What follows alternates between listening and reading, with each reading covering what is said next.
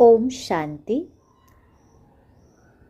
3 अगस्त 2024 श्री भगवान वाच मिठे बच्चे ଏହା ହେଉଛି ବିଶାଳ ଏବଂ ଅବିନାଶୀ ରଙ୍ଗମଞ୍ଚ ଯେଉଁଠାରେ ତୁମେ ଆତ୍ମାମାନେ ଅଭିନୟ କରିବା ପାଇଁ ବନ୍ଧାୟମାନ ଅଟ।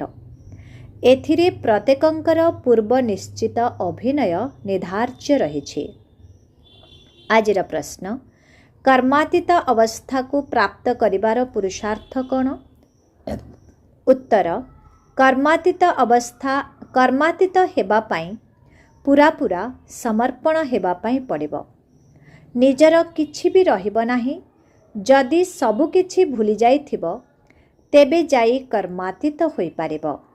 जेउ मानंकु धन दौलत पिला छुआ मने पडुछंती सेमाने कर्मातीत होई पारिबे नाही। सेथिपाई बाबा कहउछंती मु गरीब मानंकर बंधु अटे। गरीब पिला माने तुरंत समर्पण होई जानते एवं सहजरे सबु किछि भूली एकमात्र बाबांक स्मृति रे रही पारंती। ओम शांति। आत्मार पिता बसी आत्मा मानंको बुझाउछंती। पिला मानंक बुद्धि रे निश्चित होई सारिछि जे एबे घर को जीवाकू हेब, किंतु ए कथा भक्त मानंक बुद्धि रे नाही। तुमे माने जानिछ एही 84 जन्मर चक्र एबे शेष हेबाकू जाउछि। एहा बहुत बड़ अविनाशी मंडप बा स्टेज अटे। अविनाशी नाट्यशाला अटे। तुमको एही पुराणा नाट्यशाला को छाड़ी घर को जीवाकू हेब, किंतु अपवित्र आत्मा घर को जाई पारिबो नाही। तेणु पवित्र निश्चित हेबाकू पड़िबो। वर्तमान एही खेलर शेष समय, असरंती दुखर एबे अंतिम समय। ए सबु मायार आडंबर अटे, जाहाकू मनुष्य माने स्वर्ग बोली भाबुछंती। केते कोठा बाड़ी मोटर आदि रहिछि जाहाकू मायार प्रतियोगिता बोली कुहा जाउछि। नरकर स्वर्ग सहित प्रतियोगिता चलिछि। ए सबु अल्प समयर सुख। ड्रामा अनुसारे एहा हेउछि मायार प्रलोभन। वर्तमान केते ढेर मनुष्य अछंती। प्रथमे तो केवल आदि सनातन देवी देवता धर्म ही थिला। एबे तो एही नाट्यशाला पूरा भरपूर होई गलानी। वर्तमान एही चक्र शेष हेबाकू जाउछि। समस्ते तमो प्रधान होई जाइछंती। सृष्टि मध्य तमो प्रधान होई जाइछि, पुणी सतो प्रधान हेब। सारा सृष्टि नुआ हेबा दरकार ना। नुआरु पुरुणा, पुरुणारु नुआ अगणित थर होई सारिछि। एहा अनादि खेल अटेना। एहा केबे आरंभ हेला ए कथा केही कहि परिबे नाही। एहा अनादि चली आसुछि। ए कथा मध्य तुमे ही जानिछ, जहा अन्य केही भी जानि नाहंती। तुमे माने मध्य एही ज्ञान प्राप्त करिबा पूर्वरु किछि भी जानि नथिलो। ए कथा देवता माने मध्य जानि नाहंती। केवल तुमे पुरुषोत्तम संगम योगी ब्राह्मण ही जानिछ। पुणी यही ज्ञान प्राय लोप होई जीव। बाबा आमको सुख धामर मालिक कराइले, आउ बाकी कौन दरकार? बाबांक ठारू जहा पाइबार थिला पाइगलु, बाकी आउ किछि दरकार नाही। तेणु बाबा बुझाउछंती पिला माने तुमे माने ही सबुठारू अधिक पतित होइछ। प्रथमे प्रथमे तुमे माने ही अभिनय करिबा पई आसुछ। तेणु तुम मानंकु ही प्रथमे जीवाकू हेब। एहा चक्र अटेना। प्रथमे तुमे ही मालारे गुंथा हेब। एहा रुद्रमाला अटेना। एही मालारे सारा दुनियार मनुष्य गुंथा होइछंती। सुतारू बाहारी परम धाम चली जिबे, पुणी एहीपरि आसी रुद्रमालारे गुंथा हेबे। एहा बहुत बड़ माला अटे। शिव बाबांकर केते ढेर संतान अछंती। प्रथमे तुमे देवता माने आसुछ। एहा बेहदर माला ଯେଉଁଥିରେ ସମସ୍ତେ ମଣି ସମାନ ଗୁନ୍ଥା ହୋଇଛନ୍ତି। ରୁଦ୍ରମାଳା ଏବଂ ବିଷ୍ଣୁଙ୍କ ମାଳାର ଗାୟନ କରାଯାଇଥାଏ। ପ୍ରଜାପିତା ବ୍ରହ୍ମାଙ୍କର କୌଣସି ମାଳା ନାହିଁ। ବ୍ରହ୍ମା କୁମାର କୁମାରୀଙ୍କର ମାଳା ହୋଇନଥାଏ, କାହିଁକିନା ତୁମର ଉନ୍ନତି ଅବନତି ହେଉଛି, ପୁଣି ତୁମେମାନେ ହାରି ମଧ୍ୟ ଯାଉଛ। ବାରମ୍ବାର ତୁମକୁ ମାୟା ତଳେ ପକାଇ ଦେଉଛି। ସେଥିପାଇଁ ବ୍ରାହ୍ମଣମାନଙ୍କର ମାଳା ନାହିଁ। ଯେତେବେଳେ ତୁମେମାନେ ପୁରା ପାସ୍ ହୋଇଯାଉଛ, ସେତେବେଳେ ବିଷ୍ଣୁଙ୍କର ମାଳା ହେଉଛ। ଏପରି ଭାବରେ ପ୍ରଜାପିତା ବ୍ରହ୍ମାଙ୍କର ମଧ୍ୟ ବଂଶାବଳୀ ରହିଛି। ତୁମେ ପାସ୍ ହୋଇଯିବା ପରେ କହିପାରିବେ ଯେ ବ୍ରହ୍ମାଙ୍କର ମଧ୍ୟ ମାଳା ରହିଛି, ବଂଶାବଳୀ ରଚନା ହୋଇଛି। ବର୍ତ୍ତମାନ ସମୟରେ ମାଳା ତିଆରି ହୋଇପାରିବ ନାହିଁ, କାହିଁକିନା ଆଜି ପବିତ୍ର ରହୁଛନ୍ତି, କାଲି ପୁଣି ମାୟା ଚାପୁଡ଼ା ମାରି କାୟା ପରିବର୍ତ୍ତନ କରିଦେଉଛି। ଏହାଦ୍ୱାରା କରିଥିବା ରୋଜଗାର ମଧ୍ୟ ସମାପ୍ତ ହୋଇଯାଉଛି। ସେଥିପାଇଁ ଭାଙ୍ଗି ପଡ଼ୁଛନ୍ତି। କେଉଁଠାରୁ ତଳକୁ ଖସୁଛ ବିଚାର କର। ବାବା ତ ବିଶ୍ୱର ମାଲିକ କରୁଛନ୍ତି। ତାଙ୍କ ଶ୍ରୀମତରେ ଚାଲିଲେ ତୁମେମାନେ ଉଚ୍ଚ ପଦ ପାଇପାରିବ। ଯଦି ହାରିଗଲ ତେବେ ସବୁକିଛି ଶେଷ ହୋଇଯିବ। କାମ ବିକାର ମହାଶତ୍ରୁ। ଏହାଠାରୁ ହାରିବା ଉଚିତ ନୁହେଁ। ବାକି ସବୁ ବିକାର ତାର ପିଲାଛୁଆ ଅଟନ୍ତି।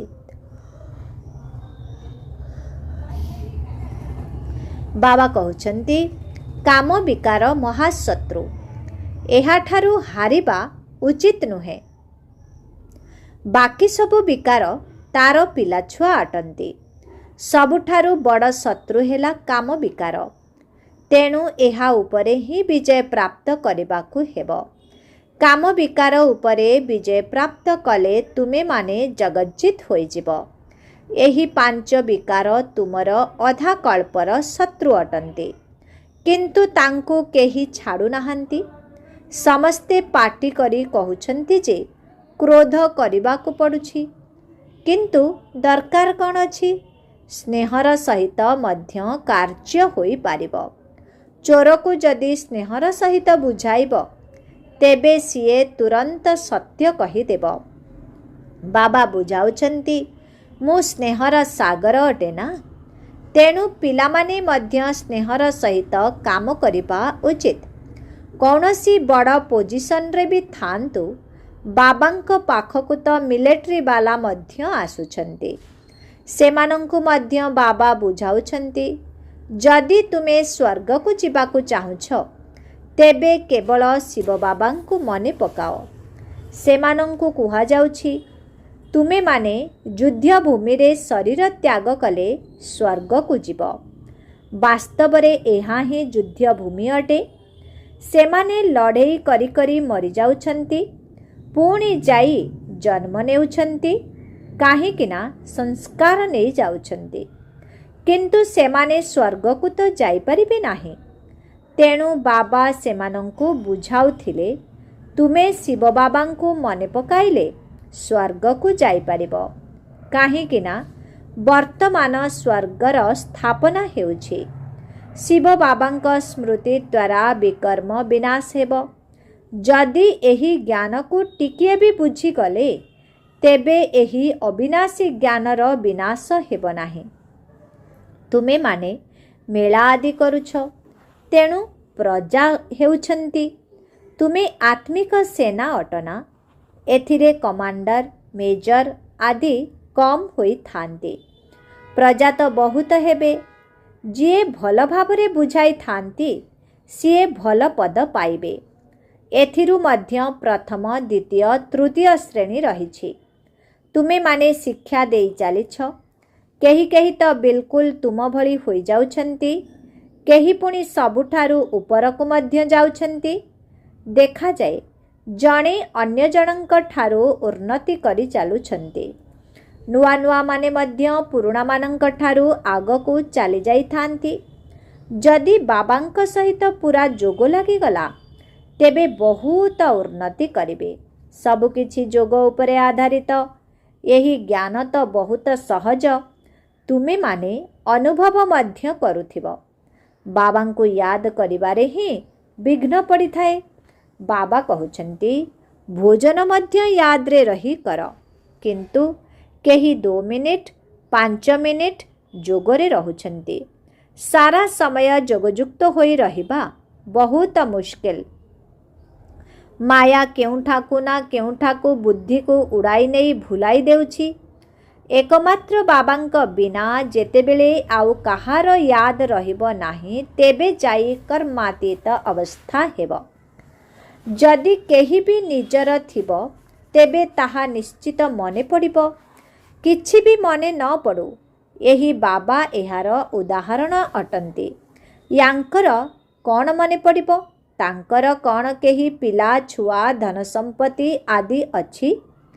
केवल तुमे माने ही मने पड़ुछ।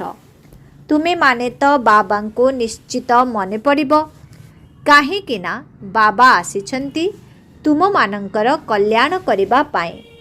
बाबा तो समस्तंकु मने पकाउछन्ति, किंतु बुद्धि फूल मानंक आड़कु ही चली जाउछि। अनेक प्रकारर फूल थांती, बिना सुगंधरे फूल मध्य रहिछन्ति। एहा एक बगीचा अटे ना। बाबांकु बागवान माली मध्य कहउछन्ति। ए कथा तो तुमे माने जानिछ। मनुष्य क्रोधर बशवर्ती होई केते लड़ेई झगड़ा करुछन्ति। बहुत देह अभिमान रहिछि। बाबा बुझाउछन्ति केबे केही क्रोध कले शांत होई रहिबा उचित। क्रोध मध्य एक भूत ना। भूत पाखरे शांति रे उत्तर देबा उचित। सर्वशास्त्रमयी शिरोमणि श्रीमद् भगवत गीता हेला ईश्वरीय मत। ईश्वरीय मत, आसुरी मत एवं दैवी मत विषय रे एकमात्र ईश्वर ही आसी बुझाउछन्ति। बाबा आमको राजयोगर ज्ञान देउछन्ति, पुणी एही ज्ञान गुप्त होई जीव। तुमे राजा मानंकर राजा होई गल, पुणी एही ज्ञान कौन करिब? 21 जन्म पाई तो प्रारब्ध भोग करुछ। सेठारे तुमे माने जानि पारिबो नाही जे एहा आमर पुरुषार्थर फल अटे। अनेक थर तुमे माने सत्ययुग को जाइछ। एही चक्र घुरी चलिछि। सत्ययुग त्रेतायुग हेउछि ज्ञानर फल। एपरि नुहे जे सेठारे ज्ञान मिली थाए। बाबा आसी एठारे भक्तिर फल ज्ञान देउछन्ति। बाबा कहउछन्ति तुमे माने अधिक भक्ति करिछ। एबे एकमात्र बाबांकु मने पकाओ, तेबे तमो प्रधानरु सतो प्रधान होई जीव। एथिरे ही तुमको मेहनत करिबाकु पड़िबो। तुमे रचनार आदि मध्य अंतकु मने पकाओ, तेबे चक्रवर्ती राजा होई जीव। भगवान निज पिलांकु भगवान भगवती करिवे ना, किंतु देहधारी को भगवान भगवती कहिबा भूल। ब्रह्मा विष्णु एवं शिव बाबांक मध्यरे निबिड़ संबंध रहिछि। यही ब्रह्मा पुनि विष्णु हेबे। वर्तमान एहांक शरीर रे ही शिव बाबांकर प्रवेशता हेउछि। सूक्ष्म लोक निवासी को फरिश्ता कुहा जाए। तुम मानंकु मध्य फरिश्ता हेबाकु पड़िबो। साक्षात्कार हेउछि, बाकी आउ किछि नुहे। ब्रह्मलोकरे संपूर्ण निरवता थाए। सूक्ष्म लोकरे इंगितर भाषा और स्थूल लोकरे कथावार्ता करि थांती। एहा हेउछि विस्तारर कथा। बाकी संक्षिप्त रे कहउछन्ति मनमना भव, मोते एवं सृष्टि चक्र को मने पकाओ। एठारे बसी मध्य शांति धाम एवं सुख धाम को मने पकाओ। एही पुरुणा दुख धाम को भूली जाओ। एहा हेउछि बुद्धि द्वारा बेहदर संन्यास करिबा। सन्यासी माने हद्र संन्यास करिथांती। निवृत्ति मार्गर लोके प्रवृत्ति मार्गर ज्ञान देई पारिबे नाही। राजा राणी हेबा प्रवृत्ति मार्ग अटे। सेठारे सुख ही रहिछि, किंतु सेमाने सुख को मानु नाहंती। सन्यासी माने मध्य कोटि कोटि संख्यारे अछंती। सेमानंकर पालना एवं रोजगार गृहस्थी मानंक द्वारा होई थाए। प्रथमतः तुमे दान पुण्य रे लगाइल, पुणी पापर धंदा करिल, तेणु पाप आत्मा होईगल। तुमे माने तो वर्तमान अविनाशी ज्ञान रत्नर नेण देण करुछ। जो माने धर्मशाला आदि तैयारी करुछंती सेमाने परजन्म रे भल फल पाइबे। ये तो अविनाशी बाबा अटंती। यही दान प्रत्यक्ष, मात्र ताहा परोक्ष। ईश्वर अर्पणम करुछंती ना, तेबे भोक तो उभयंकु हुए नहीं। शिव बाबा तो दाता अटंती, कौन तांकु कौन भोक हेबो? श्रीकृष्ण दाता नुहंती, बाबा तो समस्तंकु दियंती, केबे काहाठारु किछि भी नियंती नहीं। एक देबे 10 पाइबे। गरीब 2 टंका देले तांकु पदम मिली जाई थाए। भारत सुनार चढ़ई थिला ना, बाबा केते धनवान करिथिले। सोमनाथ मंदिर रे केते असरंती धन थिला, सबु लुटी करी नहीं गले। बहुत बड़ बड़ हीरा लीला थिला, एबे तो ताहा देखिबा को मिलु नाही।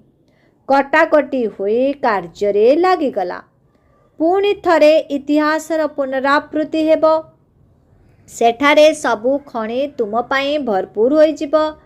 हीरा लीला तो सेठारे जेपरी पत्थर समान रहिबो। बाबा तुमको अविनाशी ज्ञान रत्न देउछंती, जहा द्वारा तुमे माने बहुत धनवान होई जाउछ।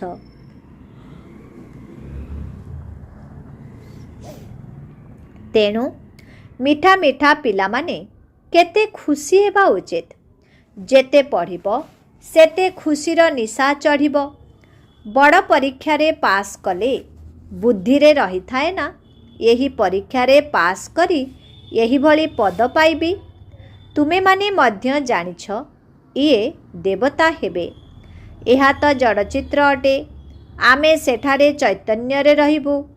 यही चित्र जहाकू तुमे तैयारी करिछ ताहा केउठारु आसिला? दिव्य दृष्टि रे तुमे देखि आसिछ ना? यही चित्र बहुत आश्चर्यजनक अटे। केही भाबुछंती एहाकू ब्रह्मा तैयारी करिछंती। जदि इए काहाठारु शिखि थान्ते तेबे कौन जणे शिखि थान्ते? अन्य जणे मध्य शिखि थान्ते ना। इए कहउछंती मु किछि भी शिखि नाही। ए सबु बाबा दिव्य दृष्टि द्वारा कराइछंती। एही चित्र सबु श्रीमत आधार रे तैयारी होइछे, मनुष्य मत द्वारा होई नाही। पुणी सबु किछि समाप्त होई जिवो। चिन्ह वर्ण भी रहिब नाही।